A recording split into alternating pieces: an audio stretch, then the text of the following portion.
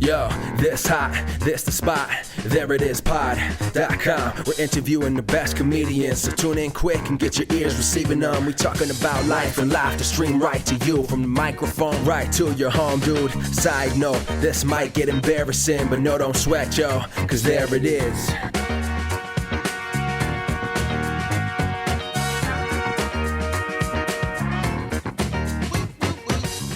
Welcome to the There It Is podcast, a comedy podcast to help you find your inspiration. I'm your host, Jason Farr. Let's do this. Thanks so much for joining us. We have a very fun episode for you today. We are joined by Philly comedian Gabi Swain. We connected through the Fest blog because she is one of the co-runners and co-founders of Swear Jar Jamboree happening in Philly. We decided to do an episode together. She was super fun. We have a really great chat. We talk about all the comedy she's doing. We talk about the Fest, and we even talk about how D&D and improv go hand in hand. It's a great discussion. Let's get right to it. Here's my chat with Gabi Swain.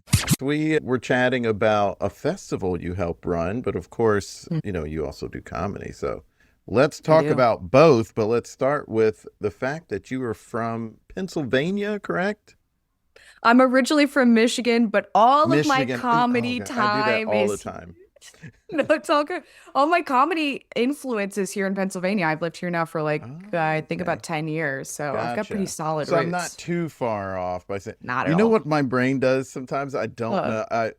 Deepest apologies to Michiganders and people from Pennsylvania, but I actively confuse those two states. Really? I don't say like Detroit, that's in Pennsylvania.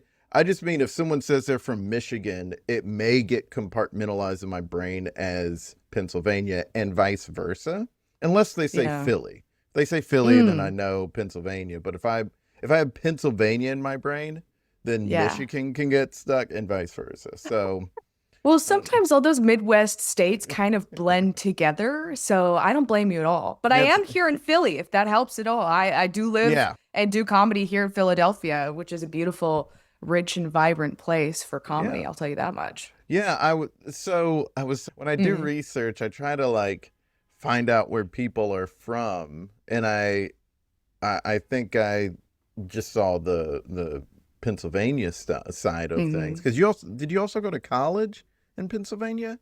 I went to college in Michigan, so there's the flip. Yeah, there it is. I did it. I moved out to PA and was living in Harrisburg, which is kind of a nowhere place. I think my Instagram bio says PA to DC to MI. And that's the inverse, MI to DC to PA. So even I'm directionally challenged.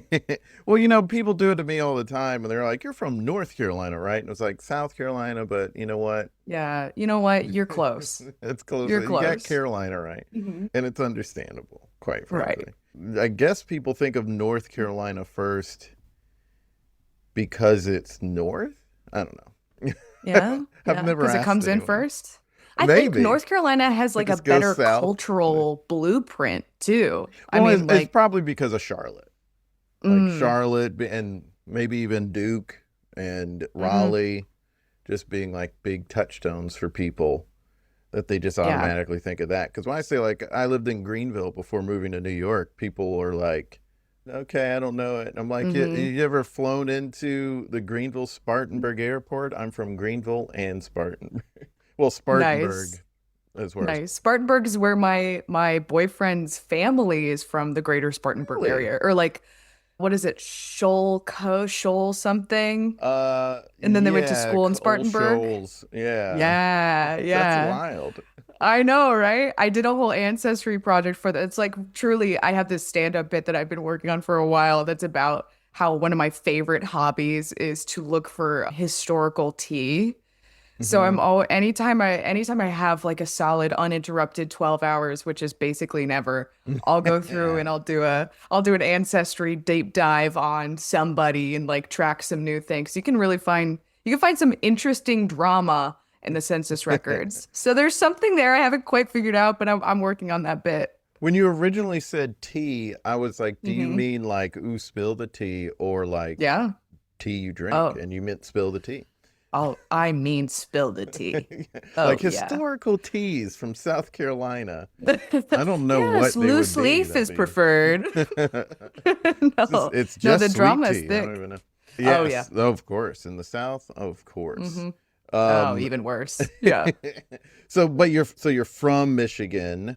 Hmm. Went to DC. You said most of your Yeah. comedy background is in Michigan, but Almost did you all of my do? comedy background's in PA, but it's been in different places in Okay, I Pennsylvania. said I So said while I Michigan, didn't was, I? hey, you know what? You I said you did. flip them and you keep proving yourself right. Yeah, and I literally in my brain was meaning Pennsylvania. Right. Uh-huh. Okay, so it's That's mostly how in it goes. Pennsylvania, and the Yes. reason I was And mostly in Philly. Does that help? yes, so it's Yeah, there mostly you in go. Philly. But did you do wit? Did you do some stuff in Washington, D.C.? I wish I did. When I lived around the DC area, I was so boring. I was so criminally boring at that time. I was like, what else do adults do but work? So I went to work, and then Yeah. I ended up going out with my coworkers afterwards, and that was my entire life. I didn't And discover fun until until like Philly. 2020. Yeah. Yeah. And it was fun Yeah. with a PH because Of Philly. course. Yes. That's how I'm going to stay in Pennsylvania with that info. So in DC though, did I see that you were an intern at the White House? I interned at several different places. I interned at a lobbying firm. I was taking pictures at the White House because we always did tours Oh, and okay. tours at the congressional office. So I was a little political science person who believed that's what my degree is in, social science and political theory from Michigan State. Hmm. And I believed very wholeheartedly at that period of time that if you get involved, you can positively influence things and like change people's lives and make things better. Oh, Hmm. what I didn't know at the time. So I did a whole intern stint. I worked for the state capitol in Michigan, then moved down to Hmm. DC, worked for a lobbying firm and a data firm, and then got into campaigning. And then 2016 happened and 2020 happened. And yeah, it ran me ragged. So after Yeah, I that, I bet. had to hang up my jersey and find a different job pretty expeditiously. Wow. And so is that what led to going to Philly It directly? is. Yeah. Wow. Yeah. Okay. So I lived in Harrisburg. I got sent up there for work. And while I was there, it was just like I went through the whole deconstruction of who am I and what influence do I have and what communities do I have, and realized I actually had a therapist who asked me straight up, it was like, what do you do for fun? And I had nothing Oh, to wow. add to it. And then I lived right across from the Harrisburg Improv Theater at the time, and I had such beef. I had such beef with these guys. One-sided beef, of course. And ended up Why? Was it just going. because they were outside doing Yep. warm-ups? Oh yeah, they had a musical improv class that somehow always felt like to me that they were doing warm-ups at 11 p.m. and I would leave my windows open. I was such a dramatic neighbor. I felt so bad. Now in retrospect, I feel so bad. I would like slam my windows shut when they were warming up. Such a hater. It's awful. We've But then they we had a had someone. festival. Yeah. Oh, I was gonna say we had someone across. There was someone across from the magnet who'd get mad when we'd warm up outside, and Yeah. we're not even doing musical warm-ups. I know. Well, It's so at least like, I had that going for me, right? A little bit of verified hater. No, I love him. I love musical no, improv. musical improv is great. I just mean this Yeah. person was so easily riled up that Oh, just low people bar. just saying like doing mind meld, the like most basic. It's Dang. not loud, not a loud warm-ups can get Uh-huh. loud. Not a loud warm-up, really, mind Mhm. meld. That's pretty timid. Yeah. Everybody And he waits would their still get turn for that mad. one too. Right. It's Dang. literally two people saying a word at the same time. Like you can't get Yeah. much quieter in the world of Truly. improv warm-ups. And the guy would get Yeah. pretty mad. That's too bad. At that point, I'm like, move, man. I'm sorry you don't like joy. And I'm kind of saying that through to past Also- me at the same Also, time. you live in Chelsea in Manhattan and you Yeah. want it to be quiet. Like, Huh? You might uh, need to relocate or yeah, think about it's some like things at you're that in the point. wrong neighborhood, my buddy. Yeah. I don't know if there's a right neighborhood. Well, for quietness, Mhm. maybe somewhere in Upper West Side. I don't Mm-mm. know. But Yeah, I'm just like, buddy, sounds old about right. pal, you gotta go to Yeah. therapy if this is upsetting you. It worked for me, brother, and then I got into improv. So Right. that might be the pipeline. Yeah, so you were across the street. You mentioned the festival. Was it the Yeah. Second Best Fest, or which fest was? It, Oh, I that's in couldn't Richmond. even But I couldn't even tell you if it had a special name or whatever. I just remember I was drunk cleaning my kitchen and I look out the window and I'm like, what the hell's going on out there? And they had this big banner that said All Day Improv Festival. And I was like, that sounds more fun than finishing the dishes. It was BYOB, so I just walked my happy ass across the street and I was like, I'm supporting artists. I bought an all-day pass. And then I remember the exact show and I ended up meeting these people further into my improv career in the future, which was so crazy. But I remember I sat in these dusty ass pew seats, no real good seating at the time that I remember at least. And I watched two people set up 6 chairs and then have 6 unique characters. And they did a doctor's room waiting office seat or waiting room scene at a doctor's office, which we've all seen before. And it blew my mind. So I always tell people that was when the worm crawled into my ear and like embedded itself on my brainstem. And it's been over ever since. I signed up for classes right then and there. wow. And where was your first class? It was a hit at the Harrisburg Improv Theater. I took 101 at HIT, which was really excellent. They did great. Awesome. And you haven't looked back. I mean, now you're involved with running a festival. Yeah. I fell so hard into it. Now I was like, what if instead of playing and doing shows, what if I made it a job? Yeah. So how long ago was it that you took that first class? It was in 2021, I want to say. I discovered Dungeons and Dragons first and then improv. Yeah. Okay. And so relatively recent, but yeah, I mean, 2020, 2021, like I keep making things about about the pandemic, but I keep framing things as like, oh, that happened during the pandemic, but like that's 6 years ago now. That started don't 6 tell me years ago. that. Isn't that Don't crazy? tell me that. Yeah, I know. Time is a flat circle. It doesn't count. But the festival, did you co-found it? Or are you one of the producers? What is you co-founded it? Yes, I did. It's a Swear Jar Jamboree. So I'm on an improv team called Swear Jar, which was the first team in Philly that I was on. I'm on a couple of them, but that's my like foundational crew. And we were looking to do some kind of big show for the team's first birthday, which was this past year. And then because you're at the second. It's just the submissions recently opened for. That's right. The second one. That's great. I know it. It's crazy. And even for that first year, we were like, let's do a big show. And then it went from a big show to all day. And one regular show turned into a 10-hour show just because nobody told us no. And then it went so well, we were like, what if we did 2 days? And if you look at our site, it's 4 now. Yeah. So the slippery slope of a festival goes hard. Where do the festivals happen? I know in Philly. I know they're not in Michigan. But I mean, physically, what's the stage that you all are at? This year, we're going to be at the Proscenium Theater at the Drake. So one of the big things that's really important to us, we're not the only festival in Philly, nor will we be. And I hope that roster even gets longer and longer as time goes. Yeah. But one of our big things is like, we're very purposefully indie. So I really love all the theaters that we have in town and have such great relationships with many of them. But we will explicitly find a venue that is neutral territory, and then mixing up a lot of varieties of comedy as well, which is the unique thing that Jamboree does. Yeah, it's super cool. It's such a fun idea. And I do love that it's like indie team energy. When you all decided to start this festival, and then this year when you were planning it, I'm sure you made some alterations going into this year. What are you looking for exactly? Like, I know you've got the different forms of comedy that people can submit for. You have improv, character, sketch, stand-up, clown. Yeah. A wide variety. But when it comes to the sort of acts, are you also trying to get like a big headliner name, or are you still keeping it sort of like super indie vibes? Super indie vibes. Maybe you might be able to twist my arm and we'll do another festival that isn't Jamboree. But Jamboree's heart and soul is all about new and noteworthy and mixing of talent, like bringing people together. So Hmm. we thought very long and hard about what that looks like to implement as kind of a long-term plan. Hmm. So explicitly, we don't do headliners.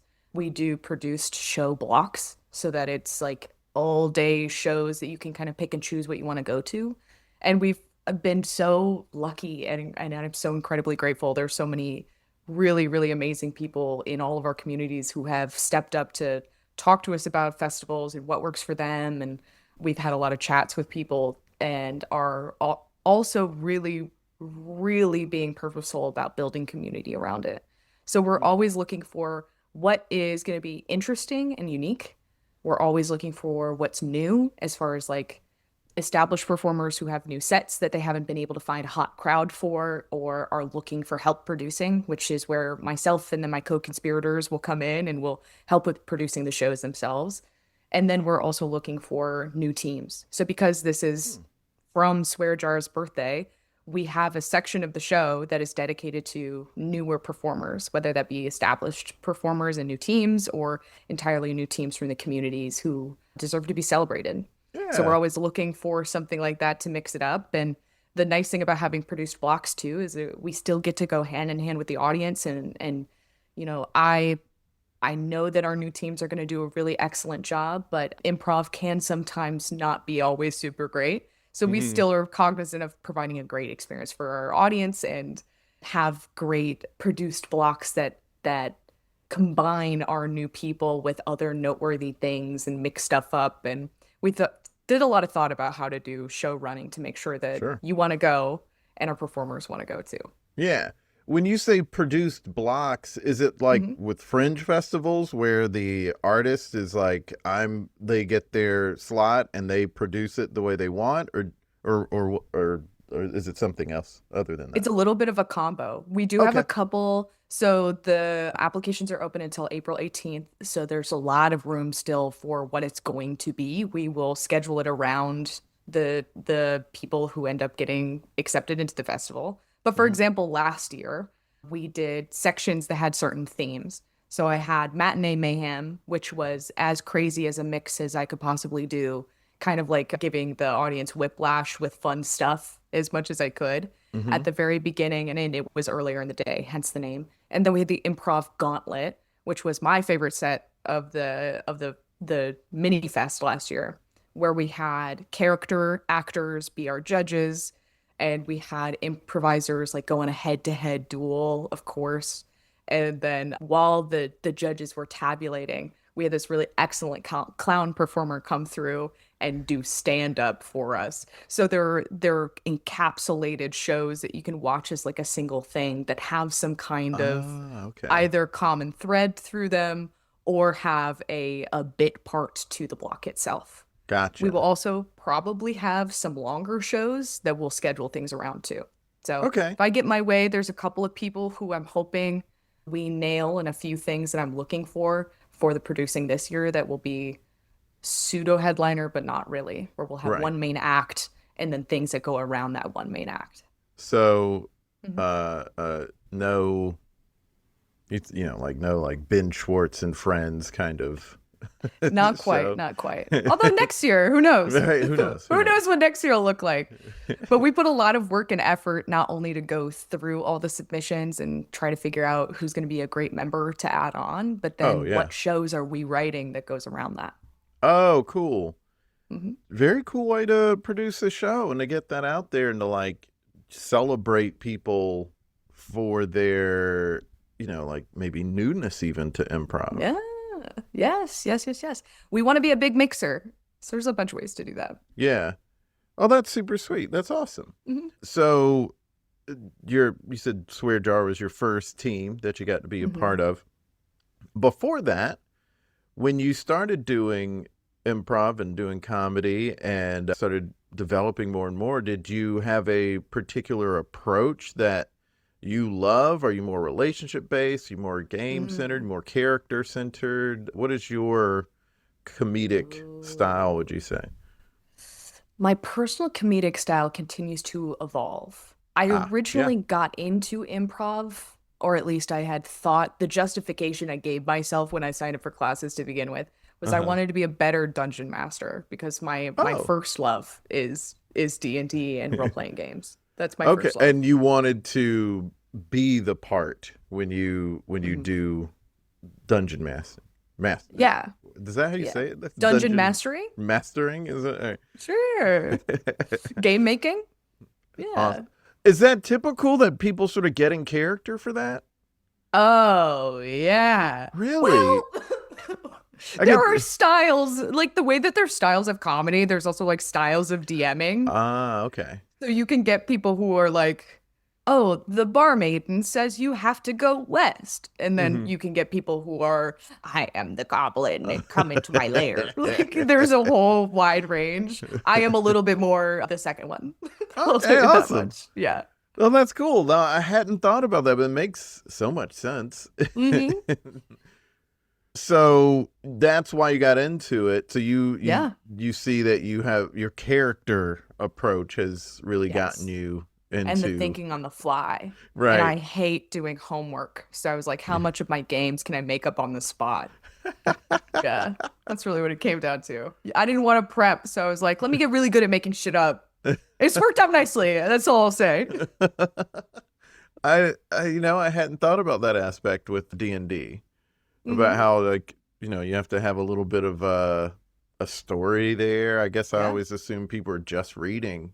That can be the case. There are so many I've never really done writers. it. I've sat in. Do you want to? Have you ever? I mean, I've sat in to role playing games a couple of times in my life, but I mean, it really may be 2 times, but maybe it could be 3. I doubt it's 4. And I have nothing against it. I already do improv, I guess, and play video games, and then, I want to listen to music or learn about music and learn music. Right. But I think I just haven't added another thing. Well, I can't encourage it more heavily. Do know my bias is pretty strong. Sure. But it's really excellent. One of the things that this is not Jamboree, which is my favorite thing, but I'll shill it anyway. One of the projects I'm working on is called Tiny Tabletop, and then I have a function of that called 15-minute D&D. Okay. And I have this whole thread about it, where I have this strong theory that you actually don't need to write anything to be able to run a successful game. So I boiled it down into something that you can do in 15 minutes, where it's genre based. So if you play with genre and you have any ideas like that, that's all the information you need going in. I break down in the thread where I'm like, all you have to do is you need a genre, you need a character, you need a challenge, and a check. That's essentially it. And then I'll sit people down who have never played D&D before. I actually have a poster in my my cabinet here behind me. But I sit people down for 15 minutes and I have a lot of first-time players just to introduce them to the concepts. And I will improvise the entire game. No notes. I don't bring anything to it. I kind of run them through to meet people where they're at when they show up. And it is such a fun and delightful combination of improv and tabletop. And then like also bringing new people into things, which is so my modus operandi. So it's one of my favorite things to do. I was in Richmond at GalaxyCon running 15-minute D&D. So if you go to a nerd convention, you might find me somewhere. Is there a comedy festival that is like D&D based or any of that? Like I have not heard of that, but not to my knowledge. But shit, I might have to make one. You might have to, because these things go hand in hand. I mean, like you said, the thing that made you want to do improv was seeing these characters play, and that's the thing that you utilize so much for D&D, and like a big reason why you wanted to do improv was because you wanted to benefit your D&D life. So bringing those two together in an improv forum for a festival. Now we're talking. There's a huge overlap in the communities, and even there's this really cool theater here in Philly called SideQuest. I love them. They're excellent. They do really cool work. And almost all of their shows are TTRPG inspired. So at Okay. some point, you'll have a character, and then they'll have some kind of check that they're doing that introduces randomness into the show to be like, do I succeed or do I fail at this thing that I'm doing? I did their Astro Quest, which is their sci-fi show. I was Oh, on okay. that one. And so it is really cool. And they made an entire theater about it. So the Well, overlap is pretty heavy. look, it's got to happen now if it's not out there No. already. Oh no, we put it into the ether. Now you've got to do it. Yeah. Or someone else will do it. Yeah. Mhm. Okay, I'm writing that down. I've got that bug for a project now as well. Uh-huh. I mentioned it enough publicly that now I'm like, someone else is going to do it if I don't do it. Yeah. Have you ever heard of the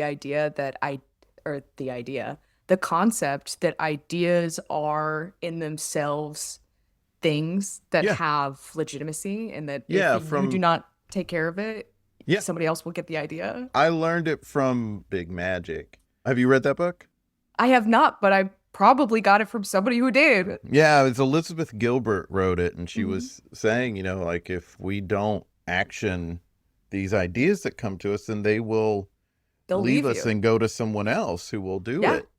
And I think I've heard Jerry Seinfeld say something that's along those sort of lines of just like, comedians are just conduits. Like, I'm just the one who wrote the idea down. Something bigger than us is what made it, a thing. Yeah. And I'm just like, okay, I'm writing it down, I do think that's a thing. We do have to take care of our ideas and make them art because they want to live.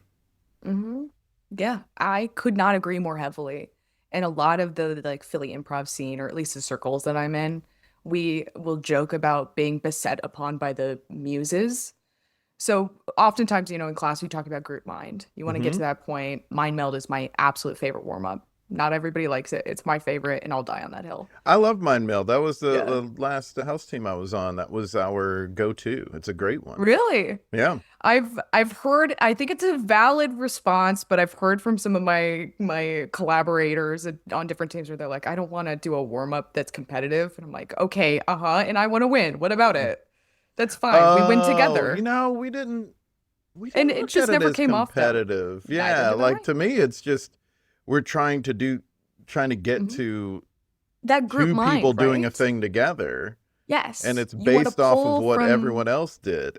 Right. You want that cloud. I'm trying to remember what teacher I had that was like, imagine there's a cloud over top of your team, and you Yeah. just want to get that practice in reaching for the same thing in that connective cloud tissue. I love And that. I think that exercise is really good to work that muscle. And Yeah. again, I will die on this hill. It is my favorite game. I've introduced it to parties as a drinking game just so I can Mhm. play more mind meld. I love Mind Meld. I love patterns. It's probably Ooh, called something different in different places, but maybe. Tell me more. it's the one where you're in a circle with your class or your team and you pick a category and then you say a word of that category to Hmm. you point at someone and let's say the category is fruits and I might go like apples and then they point at someone else and say Oh, oranges yes. and then it's grapes and then you Yes. And then go you in go back. order, right, and then you get a Uh-huh. second category Uh-huh. and so like I'll point to you and say oranges and you'll point to someone else and say grapes and then it's like we have the second category of states and so like someone Yes. points at you, I would point at you and say Michigan, meaning Right. and I mean Meaning Pennsylvania. Pennsylvania, and then you would Right. say Pennsylvania to someone else and I'd be Right. like, wait, isn't it supposed to Uh-huh. be Michigan? No. Nice, nice. 100%. I played this game recently. Couldn't tell Yeah. you what it's called. I know exactly what you're talking about. Yeah. That one. I love that one. I love that one Mhm. because when we get to like 3 categories and you just have to be like so hyper focused on paying Mhm. attention. And when you can get into the flow and the rhythm of I'm Oh, so hyper focused on the people I need to yes. point at and who point at me, but I can Mhm. also be aware of when something's about to come to me, when I can like grab one and hold it and grab the other and hold it and be like, all right, I know what I have here and I know I got to send Mhm. it. I'm waiting for that person to be ready to receive it. Like I love that one. Yeah, And and my I literally do that as well, where I'll yeah, hold the ideas and yeah. then physically throw the ideas. Never have I made better direct eye contact than during Yeah. that game. No, I love it. And then the other favorite of mine is it's like a fill in the blanks one called It's Like the Blank Without the Blank. Ooh, I Um, don't think I played this one. it's probably I wonder if it's more of a musical improv one because I learned it Could from be. someone who really does a lot of musical improv. But that's the one where you say like a couplet and it's like the sky without the blue, it's like the me without the you. And then the Oh. next person would say it's like the you without the self, it's like the book without the shelf. And then the next person would say it's like the shelf without the cans, it's Uh-huh. like the arm without the hands or whatever. Like you just keep going through like that, but it starts with each person having a couplet Hmm. and you're just rhyming that second and fourth word of that you're filling in the blanks of. So Yeah. it's like the blank without the blank. It's like the blank without the blank. And I have a lot of fun with that one, Mhm. but it's a challenge. I, Yeah, all the rhyming ones can be a bit tough, especially once you start speeding up. yeah, yeah, yeah. What are your favorites other than Mind Meld? Other than Mind Meld, there are classic ones, of course. My troops, all of our classic ones are a lot of like getting in the body Mm-hmm. Mm-hmm. and doing stuff, being very expressive with your character. Uh-huh. So we'll do a lot of variations on like past the face or past the Yeah. sound or something like that. It's too classic not to love, Oh, is yeah. really Especially when you do what I like think. pass the face into scenes. Oh, exactly. Yeah, those are super Exactly. fun. Yeah. And then I really do particularly like the ones that are rhyming. There's one Mm. I think we call it the Beastie Boys one, Yeah, where I know you of that are on one. a Yeah. rhythm. Yeah, Yeah. and then you all try to say the word at the end Yeah. together. Yeah. Yes, that's always fun. I haven't done that one in forever, and I Hmm. forget what the full structure is. How do you do that one? You have some kind of like pattern you'll say between, but Yeah, I you're can't you're remember what like that. Yeah. da da da da da da Da, da da, da. da. That's right. I went to the store in my car. Ba, ba, Da, ba, da, ba, da, ba, da, da, ba, da, da, ba, da, da. ba. I Yeah. I had a flat tire, so I didn't Didn't go. go far. Da, da, da, da, da, da, da. Yeah, Exactly. I get it. Yeah, And then you I haven't crank it done that up. one forever. Yeah. Oh, it's good. It's fun. It's really fun. And Another then, fun one that's oh, was an alt to that one yeah. was bad rap, Oh, where you're yeah. doing the Bad same rap. thing, Bad rap. Bad bad rap. rap, Bad but rap. instead of saying the actual word that rhymes, You you mess it say a up. similar word. You say like a synonym of the word Uh-huh. that does not rhyme. Oh, that one's too good. Like That's instead too of saying good. far in the example we went, it would be like a long distance. Like Yes. it's like that. It's Yeah. so silly. But it's so It's fun. so fun. Oh, I it's love so silly. fun. There's this guy on my team, RJ, and we always play this. We always are trying to like label people's comedy styles because it's just too exciting not Yeah. to. And the thing that he does so incredibly well, my co-conspirator Andy labeled where he's really like, RJ is really, really good at getting something just a little bit wrong. Like he's so grounded. He does these regular characters so well, but he's just everything is a little off. It's just the tiniest smidge, and he's just is like so good at it. He's such a delight to play with. That's Yeah, fun. That's yeah, we fun. love him. We everybody on Swear Jar is just like such a treat. Oh, that's great. What was Have the you other heard? warm up you were about to mention? I was gonna ask, have you heard about This Is My Impression of Steve? That was a new one to me that I came across I recently. don't know this one. It's This Is My Impression of Steve. It can be anybody, Hmm. like any name, whatever. But essentially you offer some kind of like character heavy statement as if you are in a friend group describing one of your other friends, right? So I might be like, this is my impression of Steve. Oh, I never get invited to anything. And then you escalate from there. Oh, So the that's a character fun one. intonation escalates and then the scene kind of gets painted. And before you know it, you had this full description and like recaps of scenes of Steve that happened in the ether. It's a really like fun That discovery. is. So then, like, the Mhm. next one would be like, if I were going next, I would go, "Oh, this is my impression of Steve. Why do I always have pizza stains in my shirt? Exactly. Okay. Exactly. I'd be like, oh, this is my impression of Steve. I don't know how a phone works. You do it. And now we're building this kind of buffoon character together.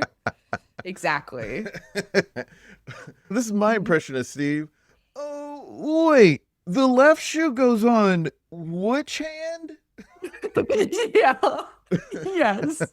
You do end up getting to the point where you have to use a new name because Steve becomes so clear that you can't think of another character for Steve. Right. You have to pick a new one and make that. It's so fun. And That's if a you have fun a one. group, I heavily suggest, especially if you have a riff heavy group, great game to play.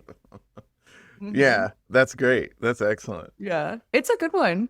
So I do mostly long form improv, so all these games Mhm. are just games. But I was Yeah. in Richmond, Virginia recently at Gen Con, like I was saying, and I was playing with some comedy sports people who I've never played with before, and they're so short form heavy. Yeah. And what a freaking delight, dude. What a delight that was.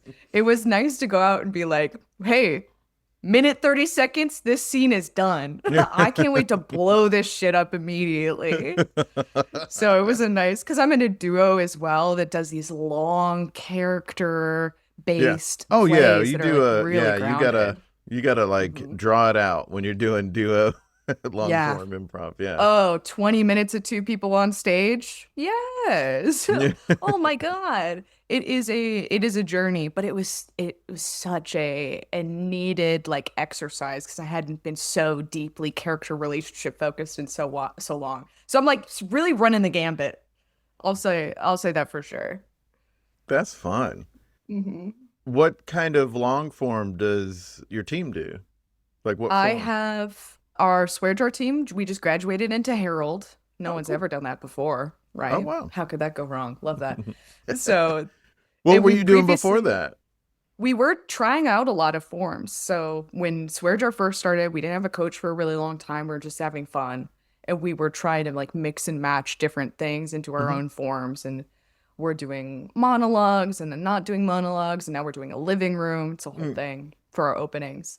But the Spokane or Pretty Flower is Yeah. really popular in Philly, so we did that for a while. It was popular for a while here too. It was like all the Yeah, house teams were doing Spokane. So, yeah. it's fun. I It's don't a blame fun anybody. form. It is. It's a very I think it's a good structure that doesn't require the memory that certain Mhm. forms, even the Herald requires. Because like Oh, I mean, how especially many the Herald. times going Yeah. into the second beat scene and you're like, what was the And scene? who am I and where am I and why am I? I was in Huh? the scene, but what was Yeah. it about? Right. Looking over at your scene partner like, you know what's going on, right? No? I will going into the group scene or the group game, I always have an Mhm. idea for my second beat scene. Good. After the group scene, I have forgotten. I don't know what it is about that scene Uh-huh. that just shakes my brain. And Oh, then it's like yeah. a reset. And I'm like, oh gosh, I don't remember. Oh, the number of times. Have you ever, what has helped me, I'm not sure if you've ever thought about this. I don't remember where I got it from, but certainly I got it from somebody else. But placing your ideas on your fingers. Have you ever heard about this? I have. Tom Hanks said that's how he remembers when someone was like, how do you remember all this stuff when you're doing an award speech? And he was like, well, you just have your fingers. It's like, hmm okay, number one was so and Yes, so. like creating the idea in your body. Mhm. It has helped. It is not a flawless plan by any Yeah, I means, would be but it has like, certainly helped me which one before. was, yeah, it No, would definitely mess literally. me up. Yeah. Especially when you're pulling premise from like a longer opening. I'll do the same thing where I'll count premises on my fingers. hmm And by the time you get to 10, like in a really, God bless if you get to 10, Yeah. it can really devolve quickly. Yeah, I don't understand why, because I love the Armando and Mhm. I never forget my ideas when I'm listening to the story. Right? But for some reason, I as soon always as you have to do forget going them. into second beats. I White. always forget second beat of a Herald. It's Yeah. just the Herald for some reason. It's the because of curse that of the group name. Herald. Yeah. I think there's something with it being formulaic that makes it harder to do. Maybe. Yeah. And then there are other forms where it's so specific to like, all right, we start with a scene with these people, and then you take that person and you do a run of scene, and you take that person and do a run of scenes. Like that stuff could be hard to remember the details of. But what's fun about a Spokane is that you're in the source scene, and your mind will be, even if you've forgotten some stuff, once you get back in the source scene, someone will remind you just by a choice they made. You're like, oh, yeah, I'm the daughter. Okay. Yes. But And the audience loves it too. Yeah.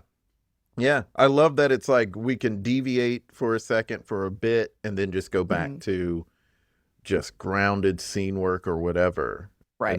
In that source scene. It's a fun form. But you're now going into the Herald. We're doing Herald now. Yes. So that's as a challenge for all of us to like get some base structure back together. I think with all of the teams that I'm on, the thing that's guaranteed is that we like each other, we like playing with each other.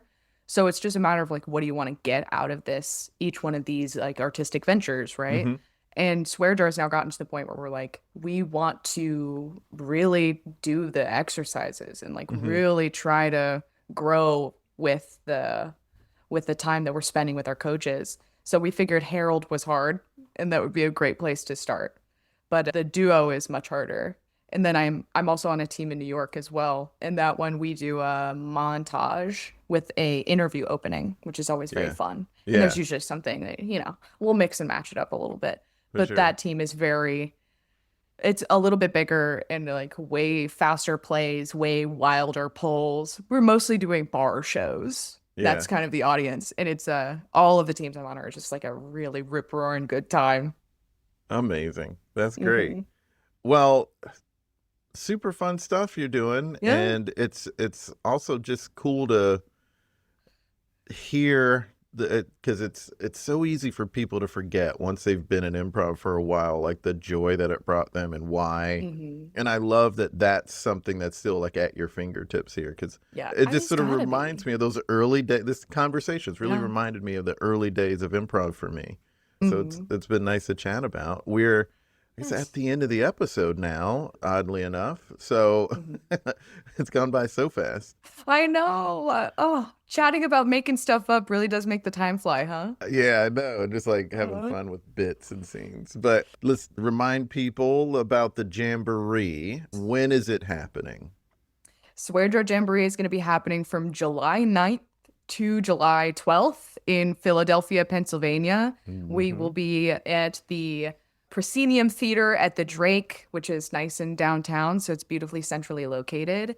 If you have an act that you think is interesting and new and you're looking for a hot audience, or even if you just want to get out and about and come hang out in Philadelphia, applications are open until April 18th. I don't know when this episode will come out. And then after that, we'll have early bird tickets ready for people to come and join us and hang out. And we'll have events going before and after for the community aspect. And I'm really excited to see it all come together. Very awesome. Well, let's create something together. And we kind of created something by another festival. Right. Yeah. Well, that, and then also doing warm-ups. But let's talk about, if we were to create a D&D festival, what would the structure have to be for it to be like an improv comedy D&D festival? Well, you can go through the performers. So if you're lucky enough to do headliners, there are some big names in the D&D space that can really pull crowds in specific focus. Most of the time, people are looking at improv as a skills-based thing. So there would be a lot of value in panels and workshops and maybe a larger interview with some influence, some like community influences. Yeah, and then you for the could shows run a workshop that's a minute. Yeah. Yeah, like and because you went into improv to benefit your D&D, so you could do an improv workshop of how improv can benefit D&D. Yeah, absolutely. And then there's tons of different formats that people experiment with Dungeons and Dragons as its thing. Oh. So my friends in Richmond, Virginia do a show called Crits and Giggles that is totally improv inspired and it's more short form. My friends at SideQuest do several different shows that are more formatted as well. And then you can make non-D&D improvisers wear a costume, which would just be a delight. So anytime you have the opportunity to put in like a dice roll or a check that you have a possibility of winning or failing, you get that gaming hit. So really, I think the opportunities are endless. They are. What would you call a festival like this? Ooh, branding is my favorite part of doing anything. Is that sarcasm? No. Well, it depends. I do love to name stuff. I have more names than I have things, I would say. Fun. But for a festival that's a D&D inspired, could be like Let's Roll Festival. That'd be pretty cool. That's fun. Yeah. Maybe, gosh, I want to steal. There's so many good names that have already been taken that I want to steal, which is the tough part. Yeah, I don't Quest know enough. Fest. Quest Fest? Oh, yeah, that's good. Yeah. Quest Fest. Ooh, I like that. Yeah. Hey. Let me There Google it that real is. quick. Yeah. See if anybody's taking it. Yeah, if it's not. Mm-hmm. Have you Googled it? Have you seen? Yeah, let's do the research. I gotta find my mouse on my screen, which is always fun. Is this where you play the Jeopardy music? Quest Fest. What do we got? Ooh, there is something in the UK. Questfest.uk. Okay. It's possible it might be taken already. I'm seeing a Quest Fest D20 Grow. There's a small Your Adventure Begins Here Quest Fest 2026. Ooh, Artisan Works. Where are you, friend? Who is this? So it does appear I wouldn't be the only person who's thought about this. I don't know how big it is. Okay, so then maybe it would be Let's Roll Fest. Yeah, let's roll. Well, maybe the people at Quest Fest want to chat. You never know. Hey, well, there it is. There it is. Yeah. Thanks so much for being on the podcast, Gabi. And thank you for having me. I appreciate it. It's been such a delight to talk about all things festival and all things improv. What a super fun chat, and I'm really glad that we had Gabi on. I'm gonna have to do some of those games we did with my classes. Check out info on Swear Jar Jamboree happening July 9th through July 12th in Philly, which is in Pennsylvania, at swearjarjamboree.com. You can also follow the fest and Gabi on Instagram at Swear Jar Jamboree and at Gab and Goof. Follow us on Facebook, Instagram, and Threads at There It Is Pod, and subscribe to our YouTube channel at There It Is, and follow me on Instagram and Threads at JasonFarPix. Also subscribe to our comedy lifestyle newsletter and support us if you can. We have a Patreon and a PayPal. Go to thereitispod.com for newsletter and support info. Links in bio. Until next time, be good to each other. It's a moral imperative. The music for the theme song was created by Neil Brooks. The rap was written and performed by Nick Acevedo. The logo for There It Is was created by Jeff Prater. The There It Is podcast is produced by Jason Farr.